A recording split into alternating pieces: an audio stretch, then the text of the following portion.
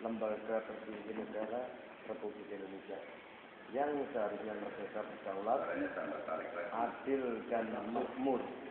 Itulah yang melandasi tujuan, semangat, dan si proklamasi kemerdekaan Republik Indonesia 17 Agustus 1945, Pancasila dan Undang-Undang Dasar 45. Mega, sekarang sudah saatnya kebenaran itu harus diungkapkan. Dan seluruh rakyat, bangsa dan negara Republik Indonesia atau jenderal-jenderal Angkatan Bersenjata Republik Indonesia yang asli harus mengetahui kebenaran yang hakiki dan sebenar-benarnya terjadi. Mega, saya perlu untuk memberitahu kamu bahwa saya dibatasi oleh waktu dan situasi dari hari ke hari. Saya merasakan penderitaan yang amat sangat melihat tekanan-tekanan, fitnahan dan makian atas umpatan yang mereka lontarkan pada saya untuk melumpuhkan kebenaran. Semangat yang dicita-citakan, kemerdekaan sejati yang dimiliki oleh rakyat bangsa Indonesia asli sampai dengan saat ini, sebelum segalanya menimpa diri kamu bersaudara, termasuk anak-anakku lainnya yang tidak pernah kamu ketahui, akan tetapi mereka syah dan resmi anak-anak kandung saya, anak-anak kandung saya, walaupun mereka berbeda ibu dan tempat kelahirannya dijelaskan pada kamu agar kamu mengetahui, menjaga kesatuan dan persatuan keutuhan keluarga, rakyat bangsa dan negara Republik Indonesia asli. Dan jangan sampai rahasia ini diketahui bangsa lain dan orang-orang yang tidak mempunyai hak dan berkhianat atas kemerdekaan negara Republik Indonesia ini. Yang tujuan utamanya mereka ini hanya merampok dan merampas seluruh harta kekayaan yang ada di dalam ataupun di luar negeri Republik Indonesia untuk kepentingan kelompok orang-orang dan negaranya, supaya menjadi suatu negara terkaya dan sangat berkuasa di bumi ini.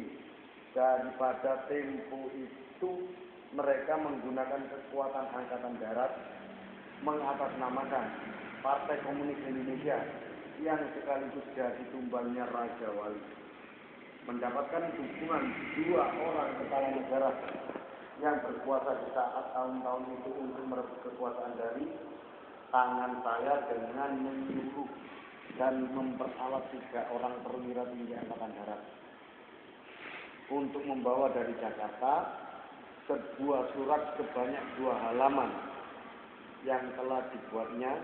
Tempat dan tanggal di kepala surat ini tertulis Jakarta 11 Maret 1966 dan surat tersebut bukan dibuat di Bogor.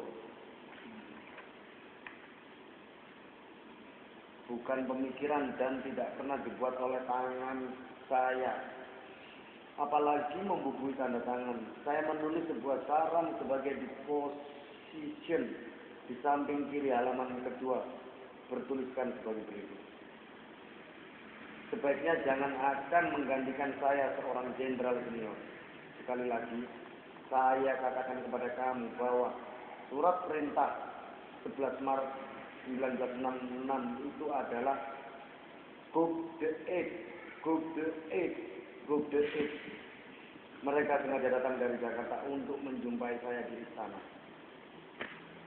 mengatasnama dan memanfaatkan situasi sedang gawat yang sebenarnya tidak ada masalah sama sekali pada saat itu, sebab seorang di antara perwira tinggi itu, Jenderal Yusuf van Makassar, mengatakan kepada saya, jangan ditandatangani suratnya, sebab ini namanya Gub de Eid. Sebagai kebenaran sejati, saya tidak pernah menandatangani surat apapun atau menyerahkan kekuasaan yang di tanganku kepada siapapun sejak tempo di Istana Bogor. Itu sampai diri saya ditindas, disakiti, dipukuli, dan dianiaya, dan berakhir dengan pembunuhan kejam yang telah direncanakan oleh si Raja Wali, Letnan Kolonel Soeharto dan kelompoknya dengan membawa saya ke Selipi yang saat ini disebut Hotel Orchid, Hotel Mayor Jenderal Ali Mustopo dan Dr. Lee, salah satu dokter pribadi Letkol Soeharto, asalnya dari RRC, dengan menyetrum dan menyentuh di kepala. Tenggorokan saya sebanyak 7 kali sambil terus menyetrum dan memukuli, memaksakan kemauan mereka. Saya harus menandatangani surat-surat untuk tidak lagi menjabat Presiden Republik Indonesia ini. Saya tetap tidak mau mengikuti kehendak dan kemauannya karena saya benar-benar mengerti apa yang akan terjadi pada masa depan bangsa dan negara Republik Indonesia ini, seperti pada dekade abad ke-20. Mega, supaya kamu lebih mengetahui tentang Raja Wali Seraka sebagai berikut.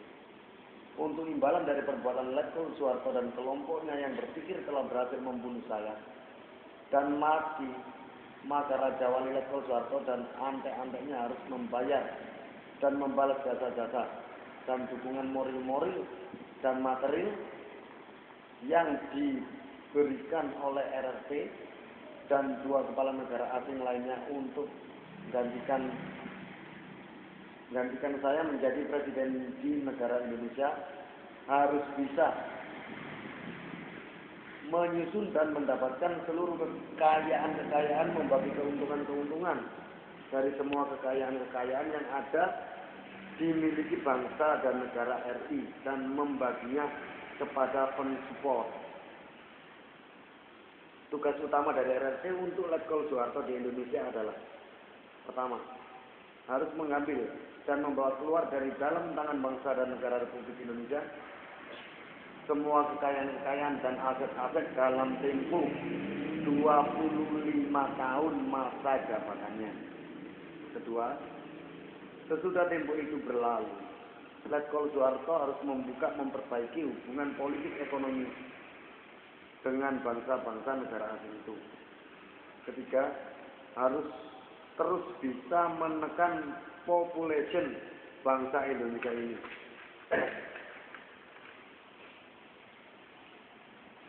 Untuk dapat menumpukan dan mencabut kekuasaan Letkol Soeharto sebagai berikut. Pertama, minta kepada Letkol Soeharto untuk memperlihatkan surat yang asli dari surat perintah 11 Maret 1966. Kedua, minta diperlihatkan bendera merah putih yang asli yang dibuat dengan tangan oleh ibu kamu, almarhumah Fatmawati.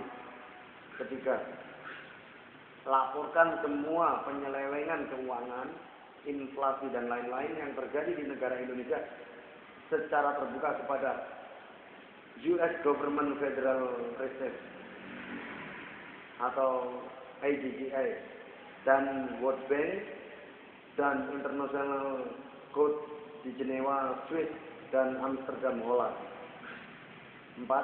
MPR sebagai lembaga tertinggi negara RI harus bisa kembali berfungsi sebagaimana mestinya. Lembaga tertinggi negara yang mempunyai hak dan kewajiban melaksanakan secara murni dan konsekuen berdasarkan Pancasila dan UUD 45 terhadap suara rakyat dalam menunjuk dan memilih presiden dan wakil presiden untuk masa jabatan periode 1998 sampai dengan 2003 yang akan datang. Sebab kalau halnya tidak demikian, maka seluruh rakyat bangsa Indonesia akan terjebak pada masa pasaran bebas dan lain-lainnya. Kelima, untuk masalah dana-dana milik rakyat Indonesia yang seringkali disebut oleh Soeharto dan orang-orangnya ada di tangan saya telah diambil seluruhnya sejak tahun 1973 sampai 1978 setelah habis dipergunakan Raja Wali Soeharto, katanya untuk membiayai anggaran negara ini, termasuk anggaran yang dipergunakan untuk Kongres PDI di Medan tahun 96, termasuk juga membiayai peristiwa 27 Juli 96 yang banyak membunuh rakyat Indonesia. Mayatnya digiling mesin lalu dilemparkan ke sungai dan di lautan.